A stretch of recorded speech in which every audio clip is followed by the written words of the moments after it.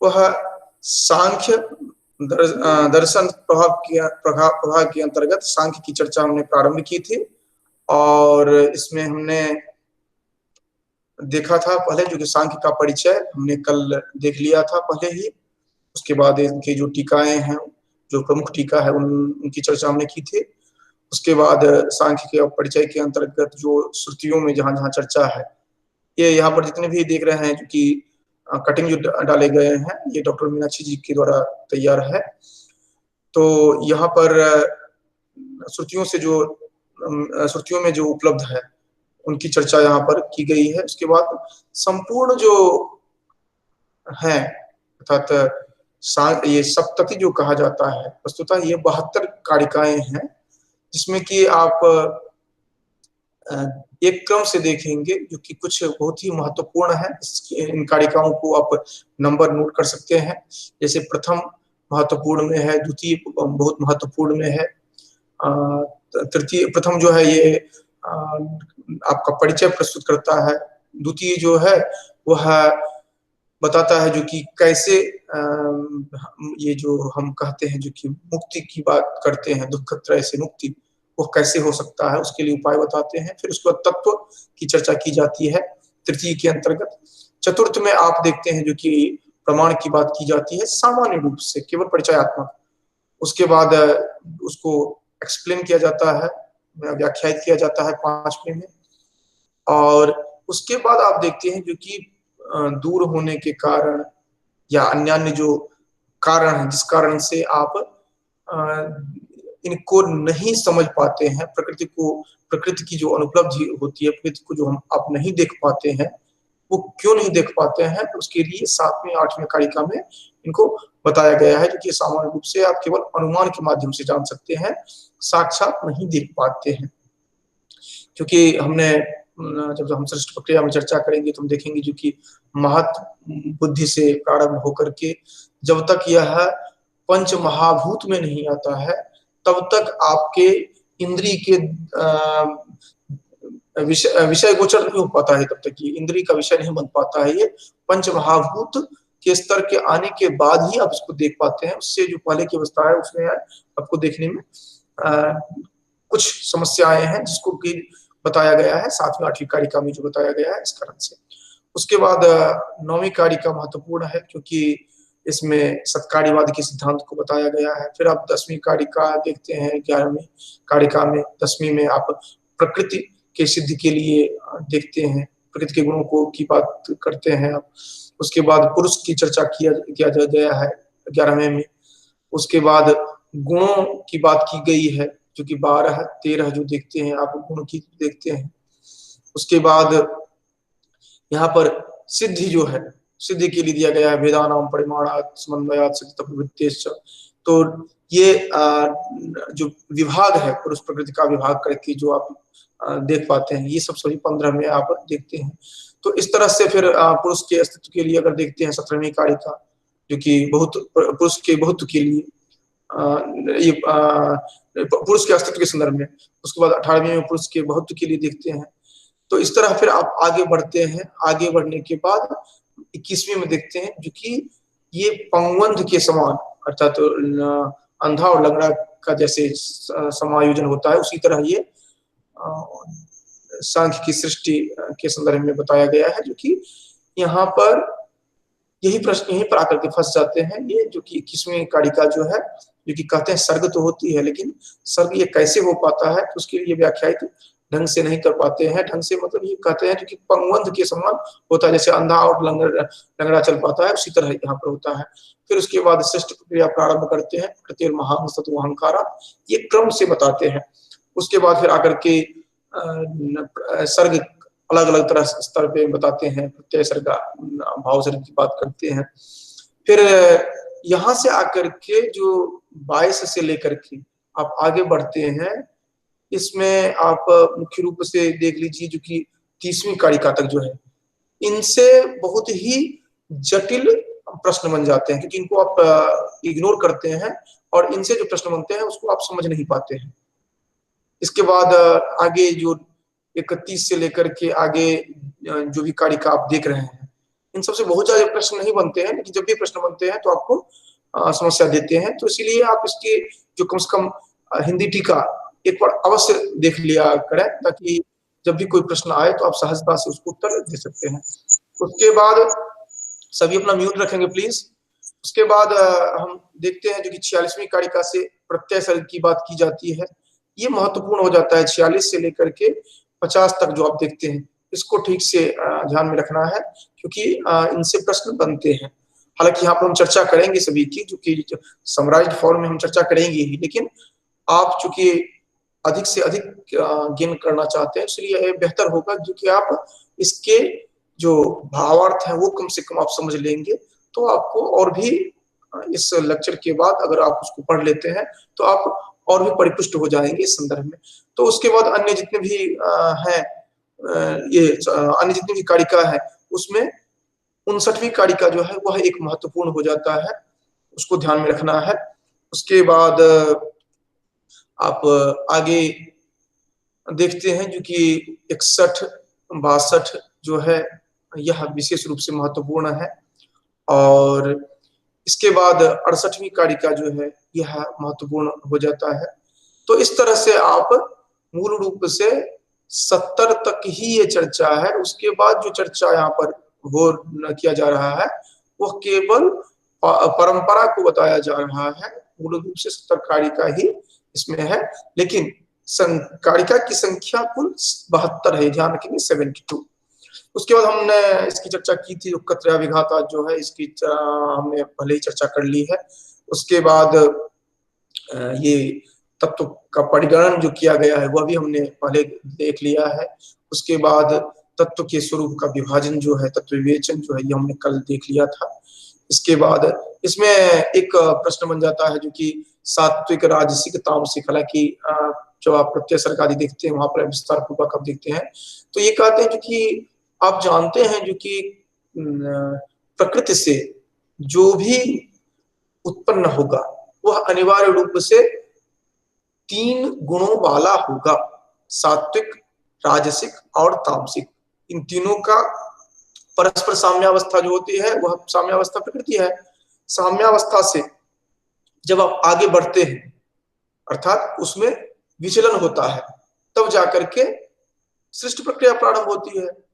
तो सृष्टि प्रक्रिया जो ही प्रारंभ हुई तो प्रथम जो उत्पाद आप कह सकते हैं, जो प्रोडक्ट जो है, वो आप देखते हैं बुद्धि को, और बुद्धि से फिर आप अहंकार को देखते हैं। तो निश्चित रूप से चूंकि प्रकृति से यह उत्पन्न हुआ है, महत, और महत से उत्पन्न हुआ है यह, तो अनिवार्य रूप से इसमें भी तीनों गुण होंगे।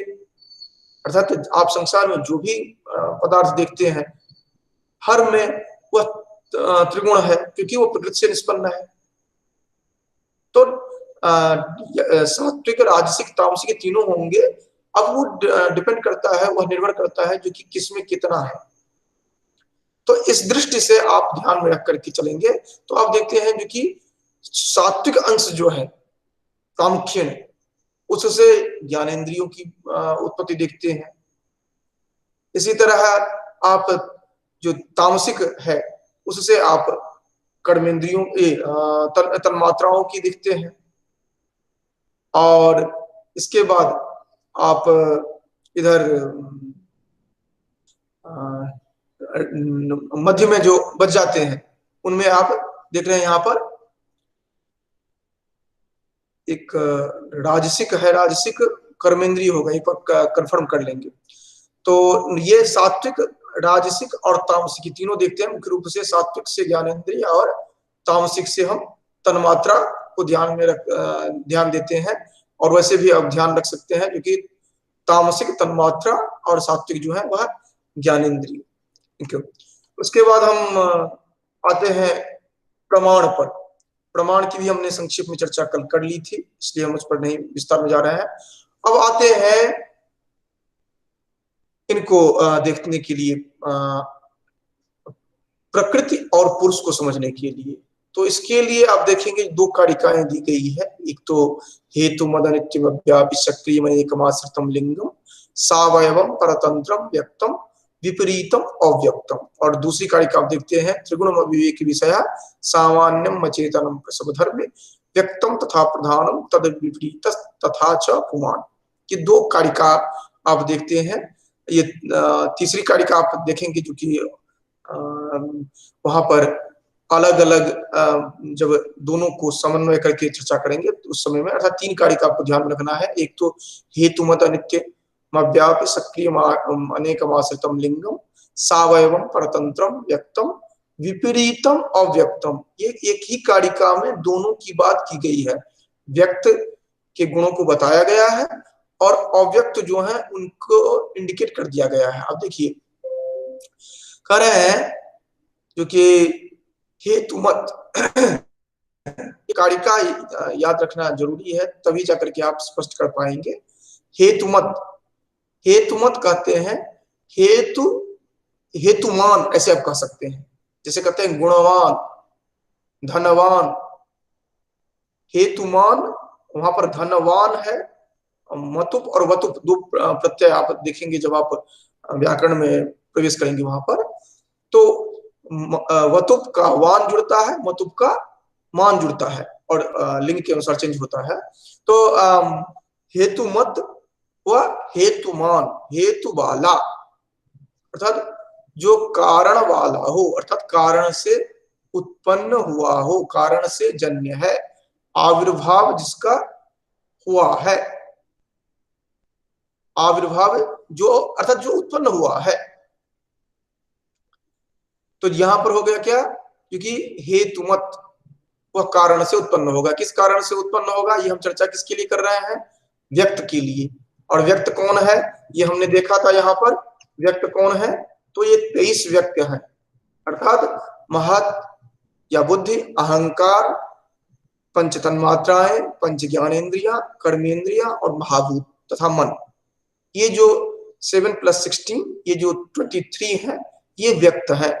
इनकी बात की जा रही है 10वीं कारिका के तहत, और अव्यक्त को इससे अलग बताया जा रहा है, अर्थात इसके विपरीत जो जो गुण इनमें होंगे उनके ठीक विपरीत अव्यक्त में होंगे। तो आप एक के माध्यम से दोनों को देख रहे हैं, एक तीर से दो शिकार आप कर रहे हैं।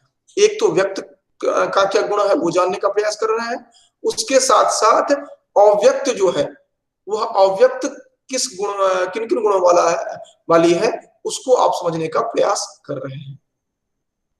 हेतुमत, हेतु वाला होगा, व्यक्ति जो होगा वह हेतु वाला होगा। हेतु वाला होगा मतलब क्या हो गया, जो कि कारण से जन्य होगा।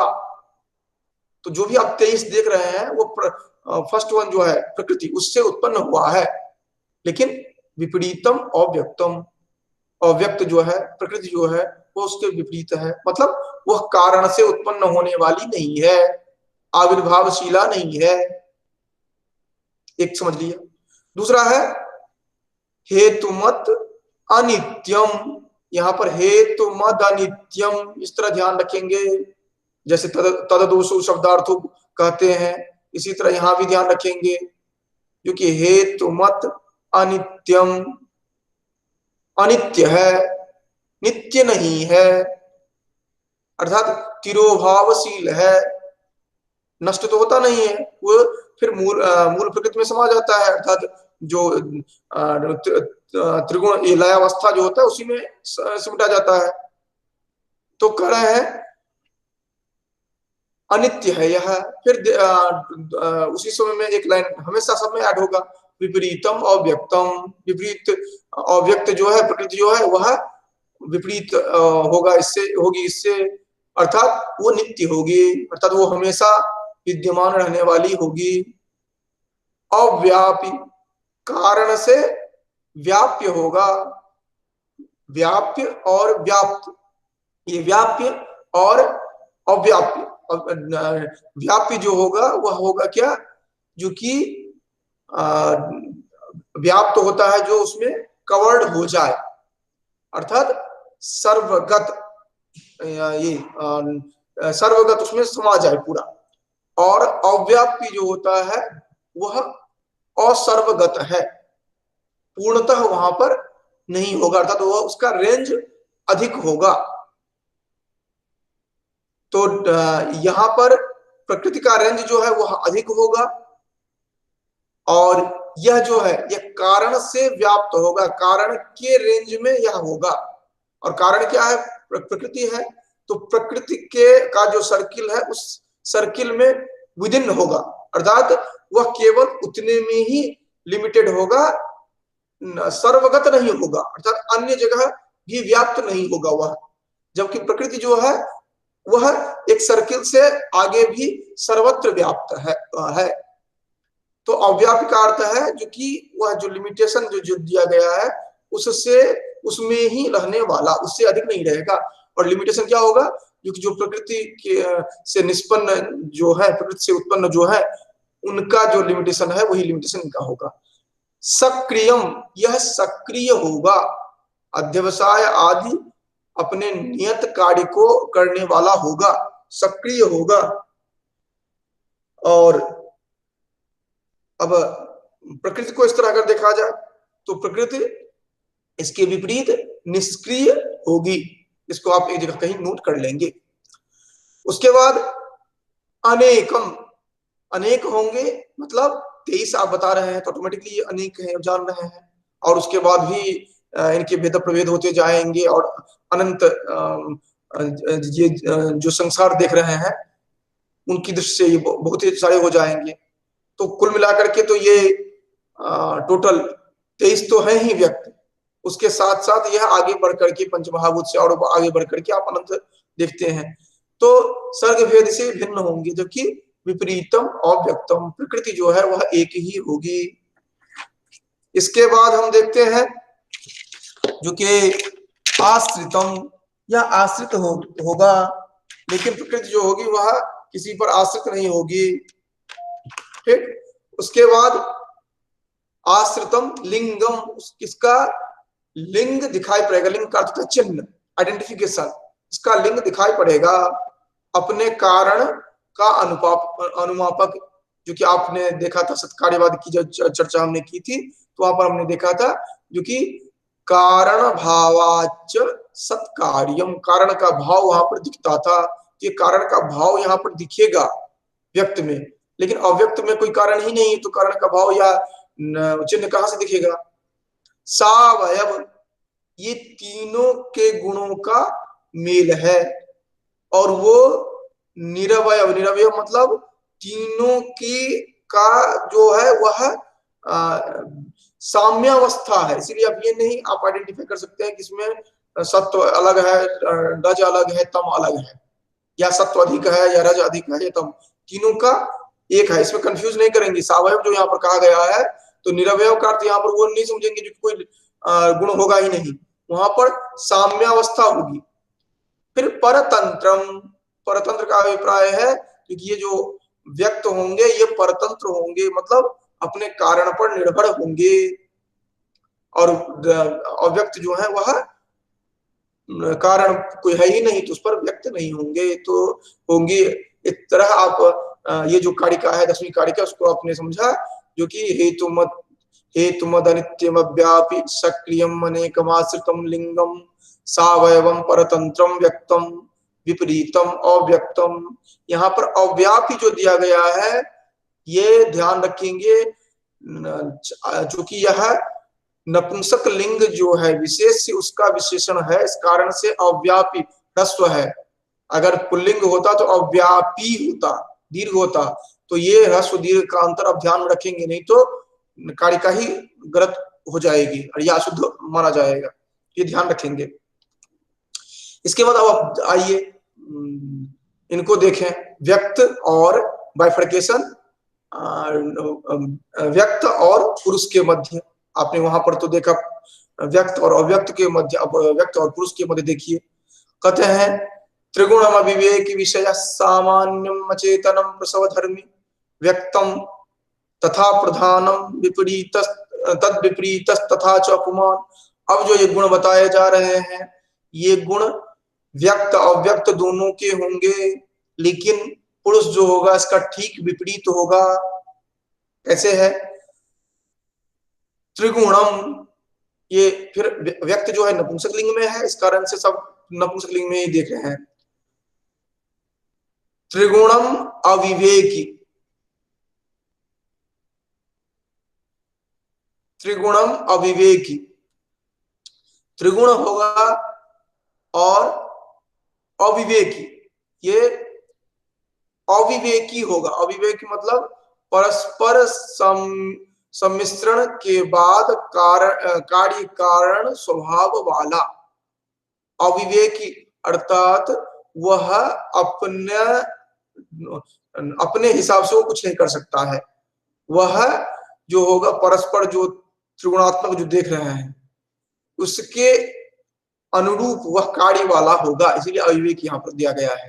तो अब आप क्या देख रहे हैं, पुरुष को बाइफरकेट करिए, त्रिगुण तो निस्त्रय गुण होगा पुरुष, अविवेकी है तो पुरुष विवेकी होगा। ज्यादा अपना उसमें दिमाग लगाने की जरूरत नहीं है, जो कह दिया गया है उसके अनुसार आप इस टेक्निकल टर्म्स को ध्यान में रखेंगे। अविवेकी इधर दिया गया है तो आप तुरंत वहां पर क्लियर कर लेंगे, जो विवेकी होगा पुरुष। विषय, ये त्रिगुण अविवेक विषय है। त्रिगुण अविवेक कौन सी कारिका है? त्रिगुण अविवेक विषय सामान्यम अचेतनम, ये त्रिगुण अविवेक कारिका संख्या कौन सी है? इसका नंबर ध्यान होना चाहिए। 11th। ओके, हाँ ऊपर में है। त्रिगुण अविवेक विषय सामान्य चेतनम प्रसवधर्मी। ठीक ठीक ठीक। कारिका संख्या, हाँ कारिका संख्या तो पहले भी चर्चा हमने किया था, 10वीं कारिका यहाँ पर दिया था, ये 11वीं कारिका है। तो त्रिगुण अविवेक विषय है, तो और यह विषय होगा क्योंकि पुरुष का विषय यह बनता है, तो पुरुष अपने आप में क्या है, विषयी है। यह यहाँ पर विषय बनेगा क्योंकि ये गुण जो होंगे दोनों के माने जाएंगे, प्रकृति और ये जो व्यक्त जो है, अव्यक्त और व्यक्त दोनों के, ये यहाँ पर प्रधान कहा गया है, प्रकृति को प्रधान कहा गया है। ठीक है, ये ध्यान रखेंगे। तो अब प्रधान क्यों कहा गया है, तो इसके लिए अब कह सकते हैं चूंकि इनको कारिका में नपुंसकलिंग में देना था, इस कारण से इन्होंने दिया, या फिर प्रधान का अर्थ मुख्य कह सकते हैं, जिसके बिना सृष्टि प्रक्रिया नहीं हो सकती है, जो भी कहें आप। तो कह रहे सामान्यम, सामान्य होगा अर्थात अनेक पुरुष के द्वारा भोग किए जाने योग्य। अनेक पुरुष यहाँ पर आकर के आप देखेंगे जो कि चर्चा होती है पुरुष क्या है, जो एक है या अनेक है। तो जैसे आप जीवात्मा परमात्मा की बात करते हैं, वैसे परमात्मा की दृष्टि से अगर चिंतन करते हैं तो पुरुष एकत्व तो होगा, और उसको क्यों कहेंगे, अगर आत्मा की दृष्टि से चर्चा करते हैं तो यह पुरुष बहुत्व होगा। अर्थात ये प्रैक्टिकली समझने के लिए है यहाँ पर। उसके बाद है सामान्य, सामान्य हो गया। उसके बाद अचेतन, तो पुरुष क्या होगा यहाँ पर, चेतन होगा। फिर प्रसव धर्मी, प्रसव धर्मी होगा जो उत्पन्न कर सके, स्वरूप विरूप जो है वह अपने जैसा या उससे कुछ अलग वह उत्पन्न कर सके, इस तरह के परिणाम वाला जो होगा वह व्यक्त तथा प्रधान है, क्योंकि अपने समान भी उत्पन्न कर सकता है और उसके अलग भी। तो ये आप टोटल देख लिए, ये जो 6 गुण बताए गए हैं, इधर कितने गुण थे, 9, 9 + 6। 9 जो है वो केवल व्यक्त के लिए है, वो 23 जो हमने बताया था उसके लिए केवल है। ये 9 जो आपको अब देख रहे हैं ये इनके लिए है, 23 के लिए है। और जो यहाँ पर आगे बताया गया है कि 6 जो बताए गए हैं ये दोनों के लिए है। 9 ये 23 प्लस फर्स्ट 1 अर्थात प्रकृति 24, टोटल 24 के लिए ये बताया गया है। और पहला जो बताया गया है, पहला उसके लिए केवल, ये जो 23 है उनके लिए। और इनके ठीक विपरीत गुण वाला जो होंगे वह पुरुष होंगे, जैसे निस्त्रय गुण होंगे, विवेकी होंगे, सही होंगे, विशेष होगा अर्थात भोक्ता जो होगा, वह होगा, विशेष होगा। अचेतन है तो ये इधर चेतन हो जाएगा। अप्रसव धर्मित्व पाया जाएगा यहाँ पर। तो व्यक्त तथा प्रधान जो है वह त्रिगुण, अविवेक, विषय, सामान्य, अचेतन, प्रसव धर्मी इस तरह के होंगे। और रेस्ट जो होंगे पुरुष जो हैं वह इसके ठीक विपरीत होंगे।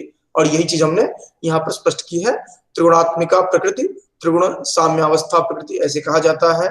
यह अविवेक, विषय, सामान्य, अचेतन, प्रसव धर्मित्व गुण से युक्त है।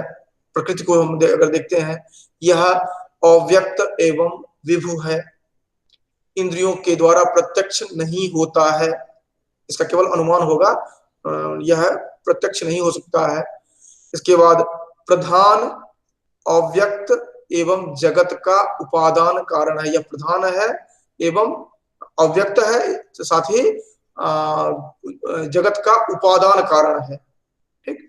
इसके बाद प्रकृति के अस्तित्व के लिए जो तर्क दिया जाता है, इसमें कहा जाता है जो कि ये भेदानाम परिमाणात् समन्वयात् शक्तितः प्रवृत्तिश्च कारणकारी विभागात् अविभागात् वैश्वरूपस्य। अब एक एक करके देखिए। भेदानाम परिमाणात्, परिमित से अपरिमित की जो हम कल्पना करते हैं, अर्थात परिमित से ही अपरिमित की हम कल्पना करेंगे। अगर आप देखते हैं जो कि यह पदार्थ है, कोई यह वस्तु है, तो यह तो सीमित है, तो कोई असीमित तो हो रही होगी जिससे यह उत्पन्न हुआ है। इसी तरह जो कि समन्वयात, हम सुख दुख आदि का अस्तित्व देखते हैं, तो कहीं तो ऐसा होगा जो कि इसका समन्वय कहीं पर तो हुआ होगा, वह साम्यावस्था प्रकृति ही है। उसके बाद अव्यक्त से व्यक्त की अभिव्यक्ति की शक्ति हो सकती है, क्योंकि कोई कारण जो होगा वही कारण उसको बताएगा, अर्थात जिसमें शक्ति होगा वही उत्पन्न कर सकता है किसी को। उसके बाद कारण कार्य विभागात, कारण और कार्य में जो हम विभाग देखते हैं, अर्थात कारण जो है वह कारण में ही कार्य निहित होना पाया जाता है, और हम इस तरह जो देखते हैं इससे भी हम सिद्ध कर सकते हैं। अर्थात अनुमान कैसे करते हैं ये बताया गया है, क्योंकि आपने पांचवा यहाँ पर ये चौथा बिंदु जो पहले सेक्शन में देखा है, क्योंकि इंद्रियों से प्रत्यक्ष नहीं होता है, अर्थात अनुमान मात्र संभव है। तो ये अनुमान इस तरह से है, क्योंकि आप तर्क करते हैं क्या, क्योंकि भेदानाम परिमाणात् समन्वयात्, तीसरा है शक्तितः प्रवृत्तिश्च, फिर कारणकारी विभागात् 4, और अविभागात् वैश्य रूपस्य। जब वह हम देखते हैं जो कि विश्व वैश्विक एक प्लेटफॉर्म पर हम जब देखते हैं, जिस समय में पूर्णतः यह लय को प्राप्त होता है, तो उस समय में हम इसको देख पाते हैं जो कि लयावस्था जो है वह प्रकृति है। यह कारिका कौन सी है, अविभागात् कारण, ये यहाँ पर कारिका संख्या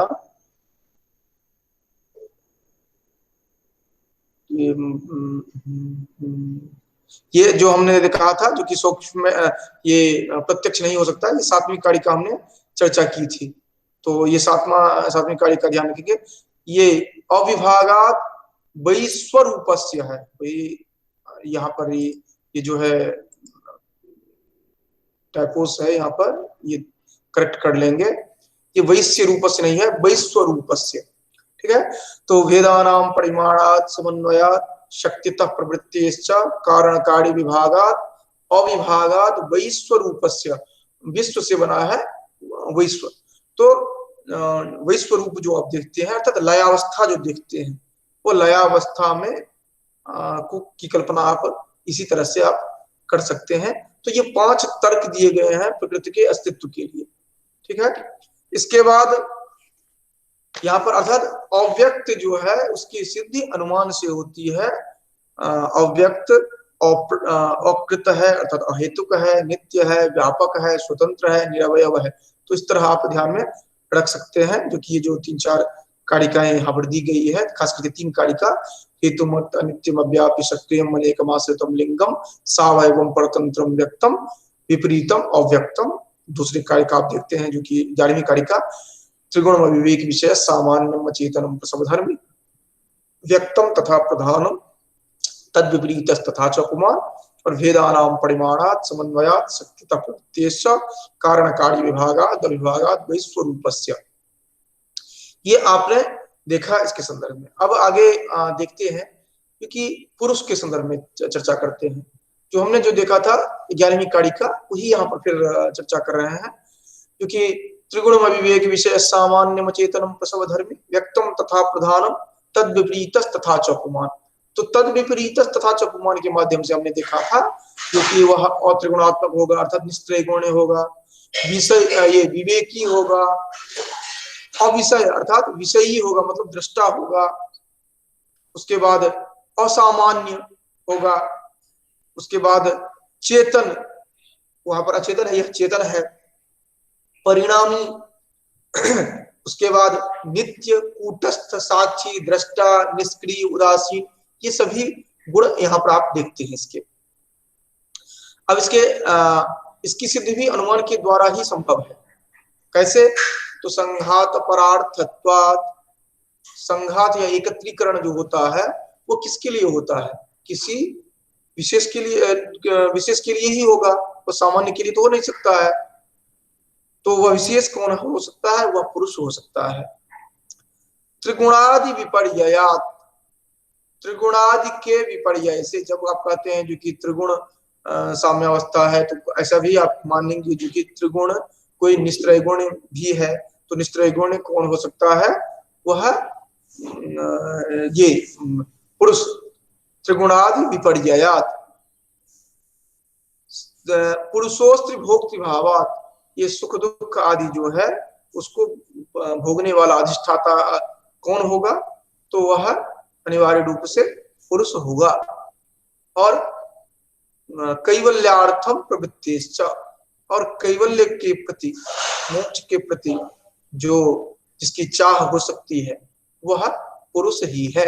संघात परार्थत्वात् त्रिगुणादि विपर्ययात् अधिष्ठानात् पुरुषोस्त्री भोक्तृभावात् कैवल्यार्थम प्रवृत्तिश्च। संघात परार्थत्वात्, एक, त्रिगुणादि विपर्ययात्, दो, अधिष्ठानात्, तीन, पुरुषोस्त्री भोक्तृभावात्, चार, और कैवल्यार्थम प्रवृत्तिश्च।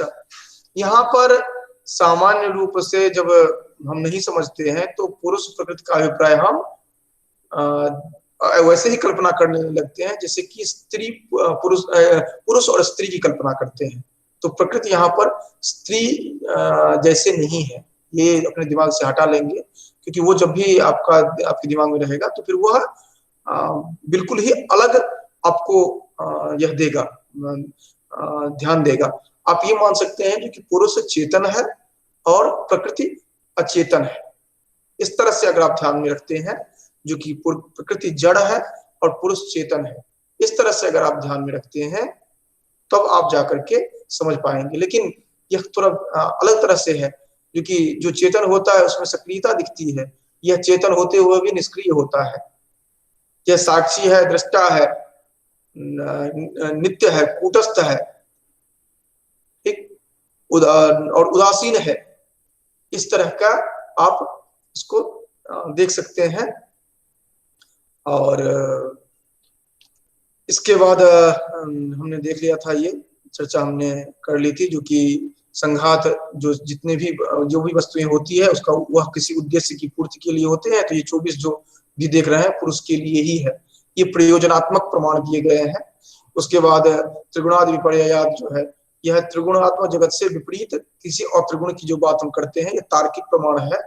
उसके बाद अधिष्ठानात्, संसार के समस्त पदार्थ जो है वह चेतन है, इसका संचालन अचेतन है, इसका संचालन कोई चेतन ही कर सकता है, तो उसके लिए ये तात्विक प्रमाण दिया गया है।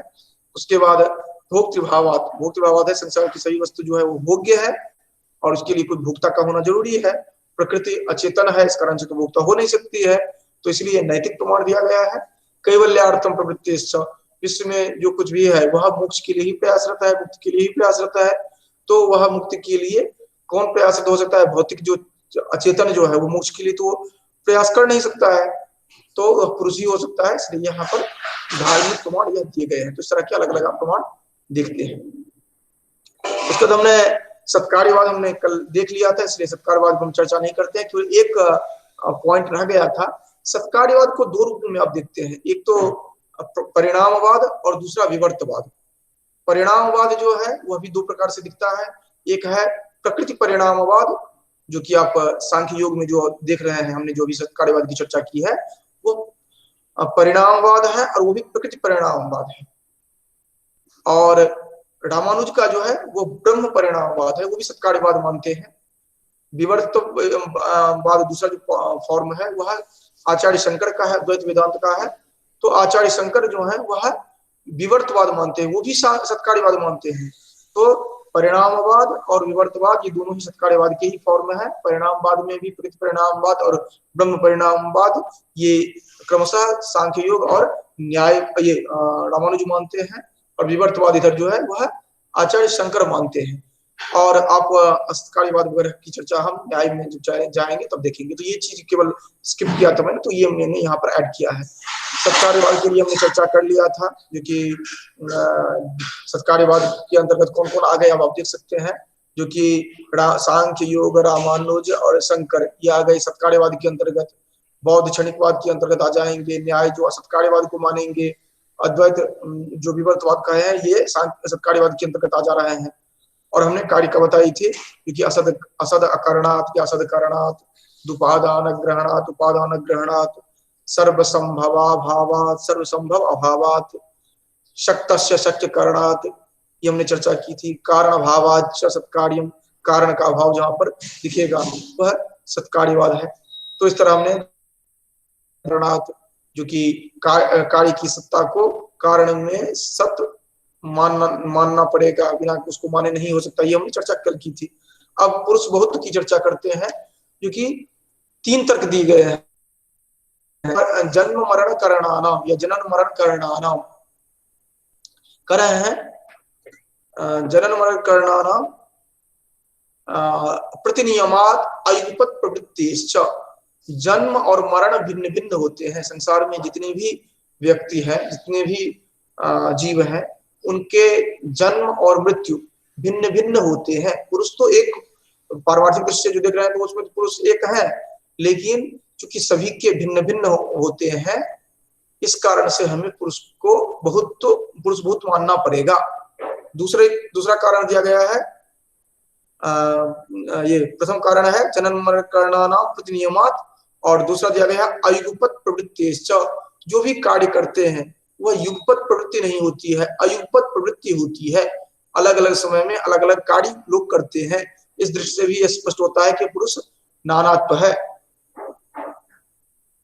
उसके बाद पुरुष विहोतम सिद्धम त्रैगुण्य विपर्यायात् चैव, हर एक में हम त्रिगुण की परस्पर भिन्नता पाते हैं।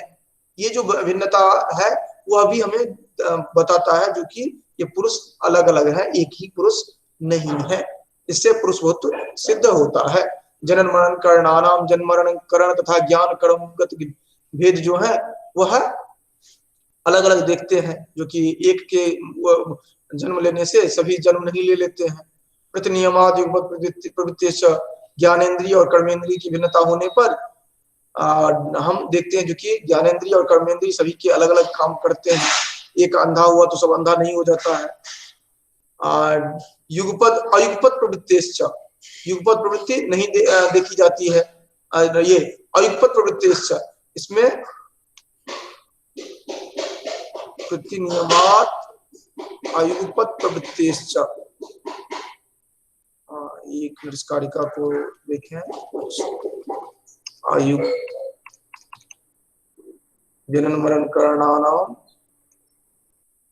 अयुगपत प्रवृत्तिश्च पुरुष बहुत्वम, जनन मरण करणानाम अयुगपत प्रवृत्तिश्च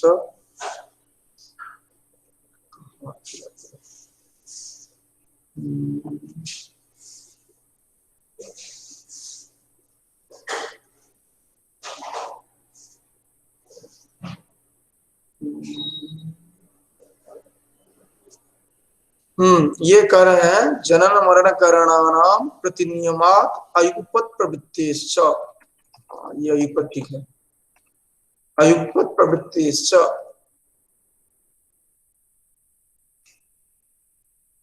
अयुगपत प्रवृत्तिश्च, ये अयुगपत प्रवृत्तिश्च ना होना चाहिए, अयुगपत प्रवृत्तिश्च। यहाँ पर युगपत प्रवृत्तिश्च नहीं है, यह अयुगपत प्रवृत्तिश्च, जो कि सभी अयुगपत एक साथ ही सभी की प्रवृत्ति नहीं होती है, अयुगपत होती है। युगपत हुआ एक साथ, अयुगपत हुआ जो कि अलग अलग।